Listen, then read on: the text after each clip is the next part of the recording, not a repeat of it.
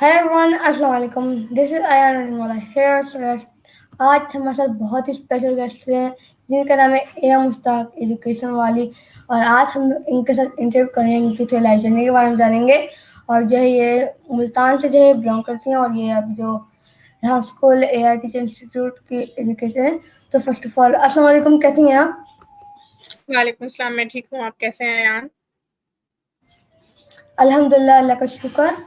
Okay, तो interview start से पहले आप मेरे व्यूअर्स को अपना छोटा सा इंट्रोडक्शन करवा दें। जी, मेरा नाम इरम मुश्ताक है। मैं मुल्तान में रहती हूँ, पंजाब पाकिस्तान में। और मैंने मास्टर्स किया है इंग्लिश लिटरेचर में। और जो है मैंने ग्रेजुएशन की डिग्री ली भी है एजुकेशन व साइंस में। और मेरे पास कुछ सालों का टीचिंग एक्सपीरियंस भी है। और अब मैंने Rehan AI teacher institute join किया है क्योंकि मैं एआई टूल्स को सीखना चाहती हूँ कि वो हमें एजुकेशन में कैसे हेल्प कर सकते हैं। क्योंकि अगर हमने बच्चों को लर्निंग करवानी है अच्छे तरीके से तो हमें एआई टूल्स का यूज़ आना चाहिए, ताकि हमारी जो नेशन है वो और दूसरी जो तरक्की कर रही है की हुई नेशन है उनके साथ जाकर मिल सके। तो इसलिए मैं रेहान एआई टीचर इंस्टीट्यूट को मैंने ज्वाइन किया है। इसके मैं कोर्स लेवल 1 में हूँ। और यहाँ से मैं एआई टूल्स को सीख रही हूँ और इंशाल्लाह आगे भी जब मैं इसके लेवल कंप्लीट करूँगी और अपने टूल्स अपनी जो नॉलेज है उसको इन्हांस करूँगी।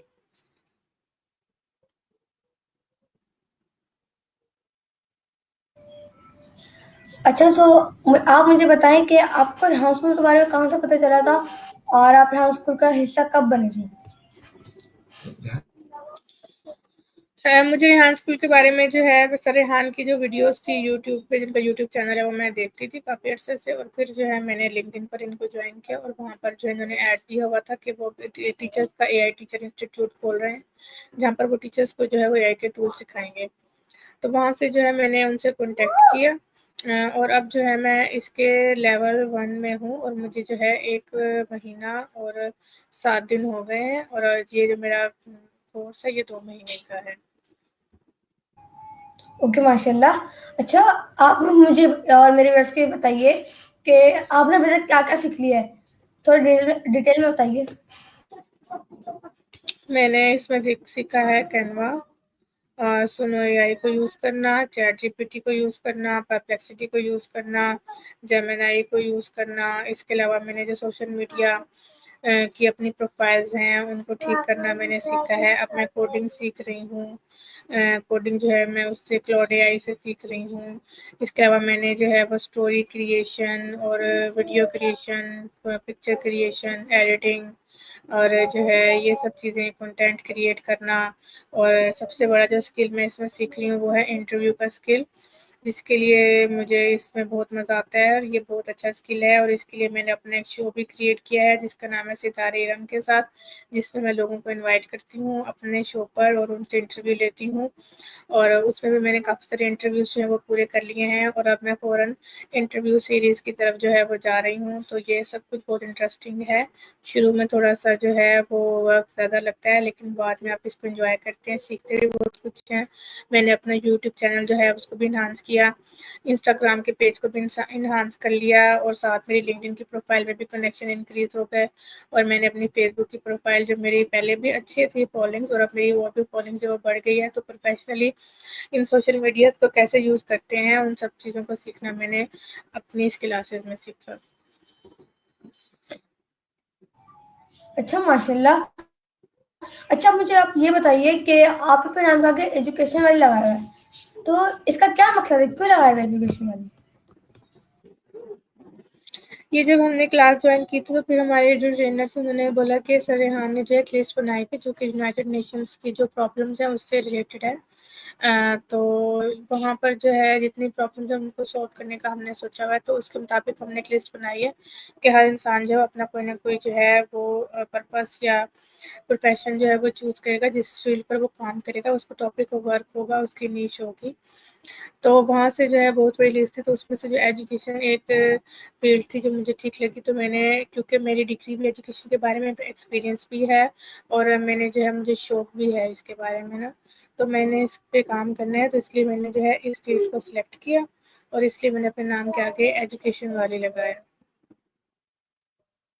मैं ये प्रॉब्लम सॉल्व करना चाहती हूँ पाकिस्तान में एजुकेशन का, इसलिए। अच्छा, माशाल्लाह। अच्छा, इससे पहले आप क्या करते थे और आपका कितना ताल्लुक है एजुकेशन से? इससे पहले मैंने मुख्तलिफ़ किस्म के स्कूल्स में टीचिंग की है और मैं पाकिस्तान के जितने भी स्कूल सिस्टम है उनको ऑब्ज़र्व करती हूँ। फेडरल हो गया और ये जो हमारा प्रोविज़नल स्कूल सिस्टम हो गया, इसके अलावा ये जो बीकन हाउस हो गए इनको, उसके अलावा ये जो मोंटेसरी स्कूल होते हैं और ये जो क्रिश्चियन स्कूल्स होते हैं उनको, प्राइवेट सेक्टर, प्राइवेट और गवर्नमेंट सेक्टर और पंजाब एजुकेशन फाउंडेशन उसके स्कूल्स हैं, उनमें मैंने देखा। तो मैं जो है इन सब स्कूलों में काम कर चुकी हूँ और मेरा इन सब से ताल्लुक़ रहा है, तो मेरा इनसे काफ़ी वास्ता रहा है और मैंने काफ़ी सेक्टर्स को देखा भी है, ऑब्ज़र्व भी किया है। तो अब जो है मैं एक नए सिस्टम का हिस्सा बनने जा रही हूँ कि जो रेहान एआई टीचर इंस्टीट्यूट है, तो अब मुझे यहाँ से सीखने को मिलेगा। जी, अच्छा माशाल्लाह। और अब आप मुझे अपनी फैमिली के बारे में थोड़ा बहुत बताइए कि आपके कितने सिबलिंग्स हैं? मेरा एक ही भाई है और मैं मैरिड हूँ और मेरा एक बेटा है जिसकी एज 6 साल है और वो 1 क्लास में पढ़ता है। ओके माशाल्लाह। ओके, तो अब आप मुझे बताएं, आपको आने वाले 10 साल में अपने आप को कहाँ देखना चाहते हैं फ्यूचर में?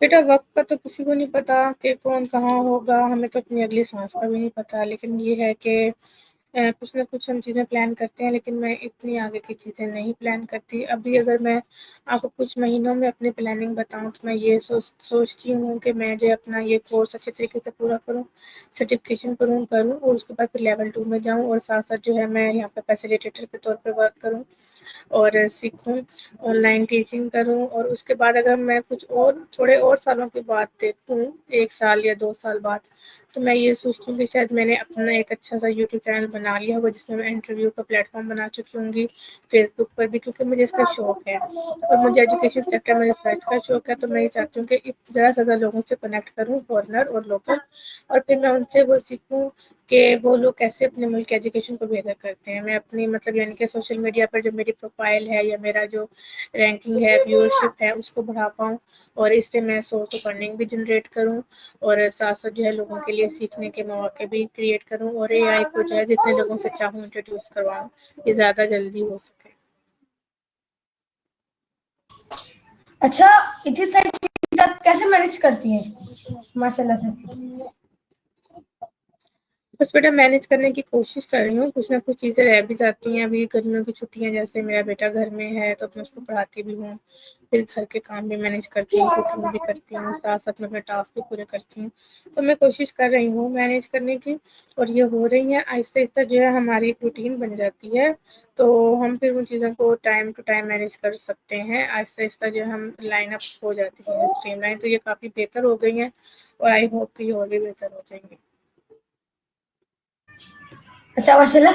अच्छा, आपकी फेवरेट जगह जहाँ आप घूमना चाहती हो, घूमने का हवाले से लाइक?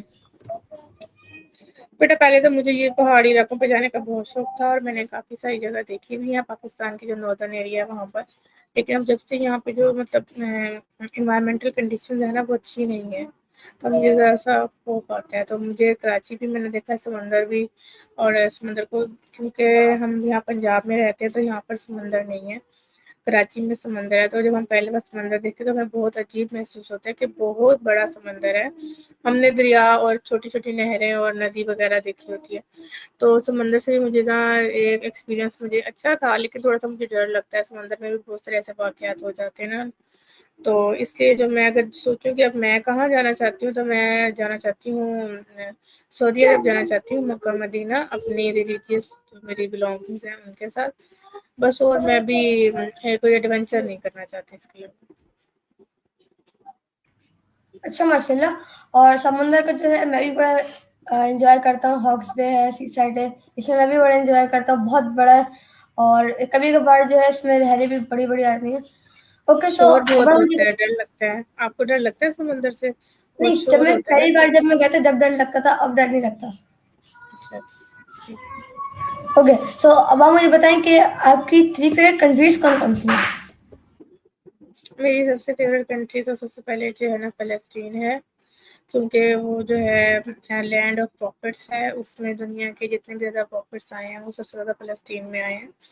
और वहाँ पर जो है मैं ये चाहती हूँ कि पीस आ जाए। और वहाँ के लोग मुझे बहुत पसंद हैं, वो बहुत ज़्यादा यानी कि जो हैं वो अपनी लैंड से और अपने कल्चर से मोहब्बत करने वाले लोग हैं और बहुत पीसफुल लोग हैं, और मेरी सिंपैथीज़ और लव उनके साथ है, और मेरी प्रेयर्स हैं उनके लिए। उसके बाद जो दूसरी कंट्री है वो सऊदी अरेबिया है, जहाँ मैं जाना चाहती हूँ, क्योंकि वो बर्थ प्लेस है आवर होली प्रॉफिट हज़रत मोहम्मद सल्लल्लाहु अलैहि वसल्लम की, और अल्लाह ताला का जो घर है मक्का, वो भी वहाँ पर है, इसलिए मैं वहाँ जाना चाहती हूँ। थर्डली मुझे इंस्पायर करता है अमेरिका। अमेरिका मुझे इसलिए इंस्पायर करता है क्योंकि वहाँ पर लोगों का वर्क बहुत अच्छा है, क्रिएटिविटी बहुत ज़्यादा है, वहाँ पर लोग बहुत हार्ड वर्किंग होते हैं।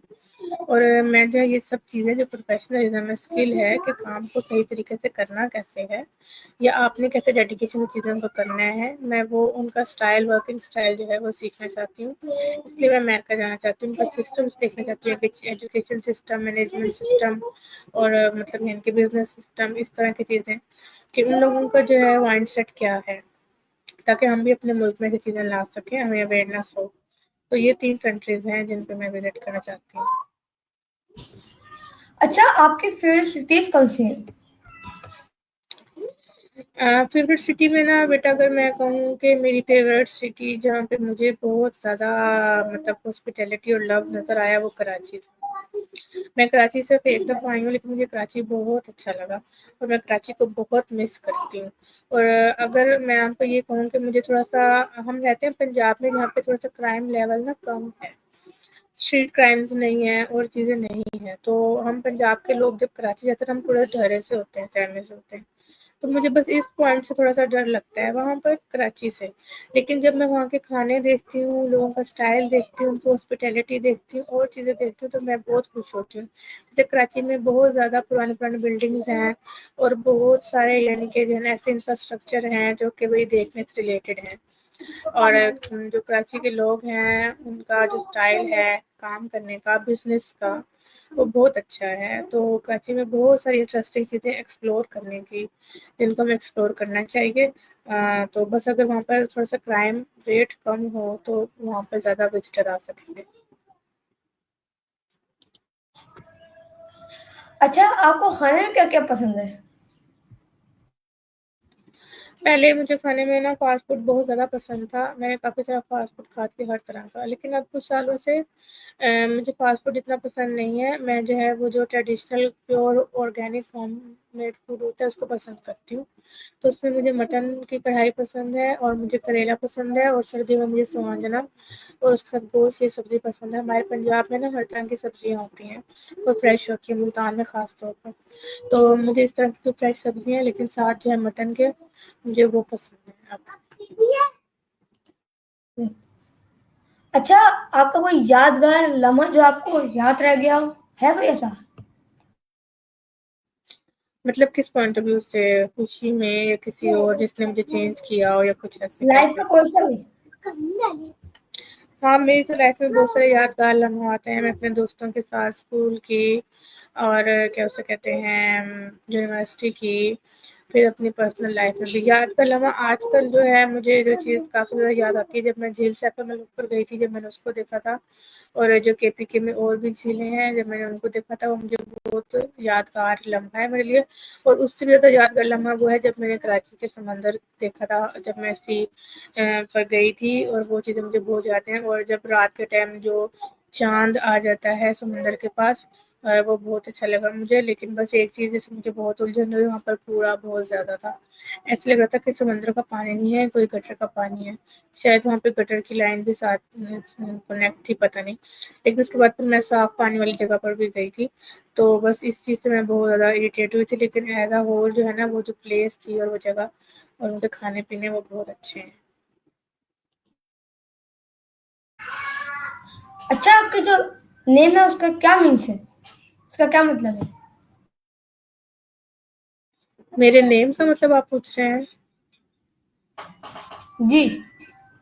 हाँ, मेरे नाम का मतलब है इरम, जो कि कुरान पाक में भी आया है। और इरम जो है वो एक जन्नत थी, जो कि एक बादशाह का शहज़ाद उसने बनाई थी, और उसने ये बोला था कि मैं ज़मीन पर ही एक जन्नत बनाऊँगा, तो लोगों को जो है वो ऊपर आसमान की जन्नत की ज़रूरत नहीं पड़ेगी। उसमें उसने जो है दूध की नहरें, शहद की नहरें और बहुत सारे फल फ्रूट और फूल वगैरह बनाए थे, पूरा बाग बनाया था जो कि जंगल जैसा था। तो लेकिन जो है क्योंकि उसका ये जो प्लान था वो अल्लाह ताला ने उसका नहीं हो सकता था, क्योंकि नेचुरली जो ये चीज़ ठीक नहीं थी। तो फिर वो जो बादशाह था वो गर्क हो गया था, और जो उसके पीस ऑफ लैंड था जो उसने जन्नत बनाई थी वो ऐसे ही उठकर ऊपर आसमान की तरफ चली गई थी। तो इरम जो कहते हैं ये कहते हैं बाग यानी कि गार्डन ऑफ हेवन, इरम का ये मतलब है। बाद लोग ये कहते हैं कि ये नाम नहीं रखना चाहिए, क्योंकि इससे जो स्टोरी क्रिएट हुई थी या जो इससे हिस्ट्री है रिलेटेड वो अच्छे साथ नहीं लाती, क्योंकि ज़मीन पर जन्नत नहीं हो सकती। लेकिन बाद लोग कहते हैं ये बहुत अच्छा नाम है, तो 2 दफ़ा जो है इसका ज़िक्र आया है कुरान पाक में। अच्छा, अब आप ये बताइए कि आपके लाइफ गोल्स क्या हैं?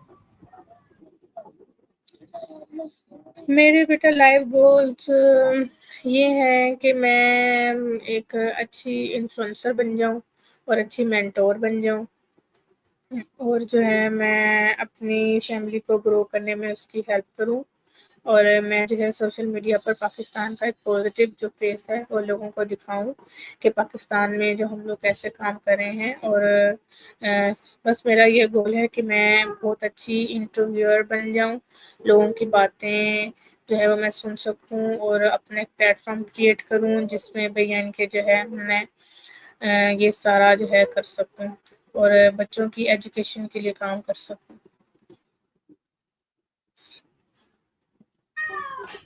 अच्छा, अब आप मुझे अपने डेली रूटीन के बारे में बताइए, सुबह से शाम तक आप क्या करते हैं? सुबह मैं उठती हूँ, नाश्ता बनाती हूँ, अगर नमाज का टाइम हो तो फिर मैं सबसे पहले नमाज पढ़ती हूँ, फिर नाश्ता बनाती हूँ। फिर उसके बाद अब जब से मैंने यहाँ नया टीचिंग इंस्टीट्यूट ज्वाइन किया है तो फिर मैं अपना टास्क देखती हूँ कि मैं कौन कौन सा टास्क कर सकती हूँ। फिर मैं वो टास्क करती हूँ, सॉन्ग क्रिएट कर लेती हूँ, या मैं जो ऑनलाइन हमारे ओपन एआई के चैटबॉट्स हैं, सेसमी हो गया, चैट जीपीटी हो गया, या परप्लेक्सिटी हो गया, या कोपायलट हो गया, उनके साथ जो है मैं अपना सेशन करती हूँ।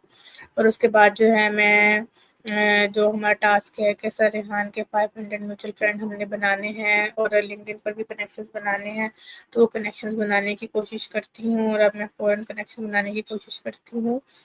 और इसके साथ जो है फिर मैं थोड़ा-सा अपने घर में देखती हूँ, और जो घर के किचन के काम होते हैं वो करती हूँ, फिर अपने बेटे को उठाती हूँ, सब नाश्ता करता है, और फिर हम थोड़ा-सा पढ़ते हैं, फिर मैं अपना टास्क करती हूँ। इस तरह जो है हमारा सारा दिन गुज़र जाता है। यही सब कुछ करती हूँ, नमाज़ें पढ़ती हूँ टाइम पर।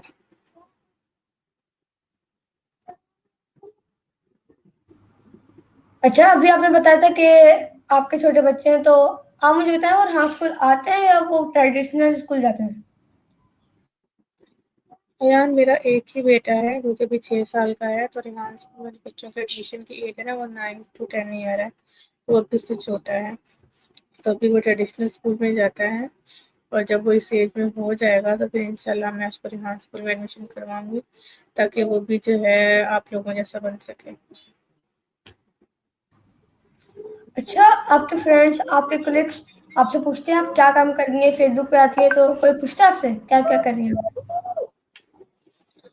हाँ, मुझसे जो मेरे लिंक में काफ़ी सारे लोग हैं वो मुझसे इस बारे में पूछते हैं, बात करते हैं, और जो हैं वो मुझसे क्या उसे कहते हैं जी मुख्तलिफ किस्म के सवाल करते हैं कि आप ये क्या कर रही हैं, आपने अपने नाम को क्यों चेंज किया है, इसकी क्या वजह है, और जो है आपको इससे क्या फ़ायदा होगा, और जो है आप कुछ पैसे भी कमा रही हो कि या बस ऐसे ही टाइम अपना वेस्ट कर रही हो, और अब इस तरह की बातें जो है वो सब करते हैं। लेकिन बहुत ज़्यादा मैंने ये बात देखी है कि मेरे जो इर्द-गिर्द लोग हैं वो सब इस चीज़ को नोट कर रहे हैं कि अगर इरम जो है वो कोर्स करने के बाद, इस तरह अभी मैं अभी कोर्स में हूँ ना मैं, तो अगर मैं फैसिलिटेटर लग जाती हूँ, कोई मैं ऑनलाइन घर में बैठ के बच्चों को पढ़ाने लग जाती हूँ, जैसे हम आप सब लोग पढ़ते हैं और आपको फैसिलिटेटर करते हैं, तो थोड़ी बहुत जो है हमें उसकी इनकम जनरेट होना शुरू हो जाती है। तो मेरे एक बहुत से ऐसे लोग हैं जो ये सब कुछ करना चाहते हैं। अब बस वो सिर्फ इस बात का वेट कर रहे हैं कि जब मैं वहाँ एज ए फैसिलिटेटर काम शुरू कर दूँगी तो फिर वो भी इस सिस्टम में इंट्रोड्यूस करवाएँगे। तो नेगेटिविटी और क्रिटिसिज्म बहुत कम है और जो है पॉजिटिविटी और एनकरेजमेंट बहुत ज़्यादा है।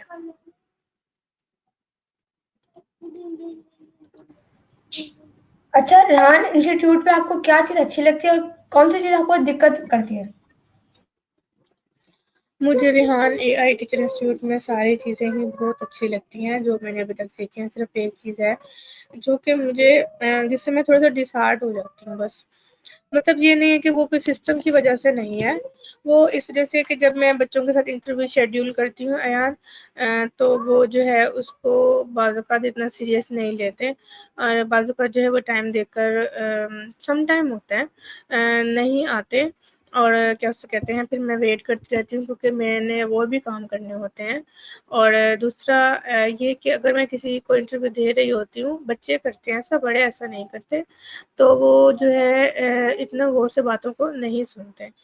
तो फिर मुझे थोड़ा-सा इसमें ना बुरा महसूस होता है। लेकिन कुछ बच्चे आप जैसे भी हैं जिनको मैंने जैसे ही इंटरव्यू के लिए बात की तो आपने फ़ौरन जो है मुझे रिस्पॉन्स दिया, तो मुझे इससे बहुत अच्छा लगा। आपका ये एटीट्यूड बहुत प्रोफ़ेशनल है और आपकी प्रोफ़ाइल देख के मुझे इस बात का अंदाज़ा हो रहा था कि ये बच्चा एक रिस्पॉन्सिबल है या ये एक अच्छा बच्चा है। अगर मैं इसके साथ इंटरव्यू सेशन करूँगी तो जो है हमारा सेशन अच्छा जाएगा। इसलिए जो है ये आप जैसे बच्चे भी हैं इसी सिस्टम में और कुछ और भी बच्चे हैं, तो ये सब मिला-जुला मुझे लगता है ये लोगों की वजह से, सिस्टम की वजह से नहीं है। अच्छा, मैं आपको एक बात बताते चलूँ कि अगर कोई आपके साथ फ्यूचर में अगर कभी ऐसा हो जाए, तो मैम एक फ्रीलांसिंग वाली है, आप उनसे शिकायत कर सकती हैं इन बच्चों की, फिर वो आइंदा के बाद ऐसा नहीं करेंगे। बस मैं ये सोचती हूँ कि बच्चे हैं, जैसे हमारे भी बच्चे हैं, वो भी छोटी-मोटी शरारतें करते रहते हैं, तो हमें बच्चों को इग्नोर करना चाहिए क्योंकि बच्चे जो हैं वो सीखने के मरहले में हैं। तो बच्चे तो हैं, बच्चे तो बच्चों वाला ही काम करेंगे और हमें बड़ों वाला काम करना चाहिए। तो फिर इसलिए मेरा दिल नहीं चाहता कि मैं छोटे-छोटे मासूम बच्चों की किसी के साथ शिकायत करूँ, इसलिए मैं ऐसा कुछ नहीं करती। आपने पूछा तो बता रही हूँ। अच्छा, मेरा कहने का मतलब शिकायत तो नहीं है, लेकिन कहने का मतलब था शिकायत तो नहीं, उनको सीखने को मिलेगा बच्चों को। हाँ, वो अपनी गलती दुरुस्त कर पाएँगे, आप ये कहना चाह रहे हैं। अच्छा, आपको कौन-सा फैसिलिटेटर अच्छा लगता है? अभी तो बेटा मैंने सिर्फ जो मेरा इंटरेक्शन हुआ है वो मेरी जो ट्रेनर है मरियम जुल्फ़िकार ट्रेनिंग वाली जो कि वाइस प्रिंसिपल है उनके साथ हुआ है और एक मेरे फैसिलिटेटर सर नसीमुल्लाह भुट्टा जो कि मेरी क्लास में है, उनसे ही मेरा इंटरेक्शन हुआ है और वो दोनों ही माशाल्लाह बहुत अच्छे हैं। अपने काम के साथ काफ़ी सिंसियर हैं और जो है बहुत बहुत हमारे साथ हेल्पिंग हैं, बहुत सारा मटेरियल हमें प्रोवाइड करते हैं और जो हमें सपोर्ट चाहिए वो करते हैं, बल्कि सम टाइम वो खुद पूछते हैं कि अगर आप किसी पॉइंट पे स्ट्रगल कर रहे हैं तो आप हमें बताएँ ताकि जो है हम आपका प्रॉब्लम सॉल्व आउट करें। मुझे तो अभी तक मेरा इनसे इंटरेक्शन है और मेरा इंटरेक्शन इनके साथ बहुत अच्छा रहा है। वैसे मुझे सबसे पहले जो सबसे इंस्पायरिंग लगी थी जिनको मैं सिस्टम में आने से पहले देखती थी वो मारिया इम्पैक्ट वाली थी। उनको मैं देखती थी, वो मुझे बहुत अच्छी लगती थी। मैं उनके वीडियोज़ और इंटरव्यूज़ वगैरह सुनती थी और उसके बाद रुबाब हैं रुबाब एजुकेशन वाली, वो मुझे अच्छी लगती थी, तो मैं उनकी भी सुनती थी। लेकिन मारिया को मैंने काफ़ी सुना है, तो मैं ये सोचती थी कि भई अगर मारिया इस सिस्टम का हिस्सा बन गई हैं, तो मुझे भी ज़रूर इस सिस्टम का हिस्सा बनना चाहिए। इसीलिए फिर मैंने खुद को एनकरेज किया और अब राहत काउंसलिंग वाली जो है वो मेरी क्लास में है, वो भी बहुत अच्छी हैं। तो इस तरह सिस्टम में सब लोग अपनी-अपनी ड्यूटीज़ अच्छे तरीके से निभा रहे हैं और एक है लाहौर के एहसान, मुझे नाम से इतना याद नहीं, मुफ्ती हैं और नूर अबंडेंस वाली, वो लोग भी बहुत अच्छा काम कर रहे हैं और अफीफ़ा उस्मान एजुकेशन वाली वो भी बहुत अच्छी हैं। अच्छा, आप अभी जो रेहान स्कूल में सीख रही हैं और आप जो है महसूस कर रही हैं, तो जो न्यू लोग जो देख रहे हैं, तो आप उनके लिए कोई एडवाइस देना चाहेंगी? क्योंकि अभी आप रेहान एआई इंस्टीट्यूट में आ चुकी हैं। न्यू लोग जो हमें देख रहे हैं और सिस्टम का हिस्सा नहीं, उनको मैं एडवाइस दूँगी कि आप अपना टाइम वेस्ट ना करें और जो है यहाँ इस सिस्टम का पार्ट बनें। बहुत सी चीज़ें आपको सीखने को मिलेंगी और न्यू कनेक्शन बनेंगे आपके साथ और आपके लिए लर्निंग का एक न्यू वे खुल जाएगा। तो और ये भी है कि भई साथ-साथ आप अर्निंग भी स्टार्ट कर देंगे। आपको कुछ सीखना पड़ेगा, उसके बाद जो आपकी अर्निंग भी स्टार्ट हो जाएगी, आपको बहुत सारे स्किल्स मिलेंगे और जिस स्किल में आप अच्छे हैं, उसको आप और इम्प्रूव कर सकते हैं। तो ये जो है हमारे लिए एक ज़िंदगी का चांस है। अगर हमें ये चांस मिल रहा है तो हमें इससे फ़ायदा उठाना चाहिए और जितना हो सके हमें अपना रिज़ल्ट देना चाहिए ताकि हम उसे देखने वाले और मुतासिर हों और हमें काम अपना अच्छे तरीके से और ख़ुलूस से करना चाहिए। फिर हम जो है बेहतर हो जाएँगे पहले से बहुत ज़्यादा। ओके, सो अच्छा हमारा टाइम ख़त्म होता है और बड़ा मज़ा आया आपके साथ इंटरव्यू करके। ओके, सो बस ये था आज का हमारा इंटरव्यू। मिलेंगे नेक्स्ट इंटरव्यू किसी स्पेशल गेस्ट के साथ। तो हम लोग नारा लगाएंगे पाकिस्तान जिंदाबाद। ज़िंदाबाद। अल्लाह हाफिज़। अल्लाह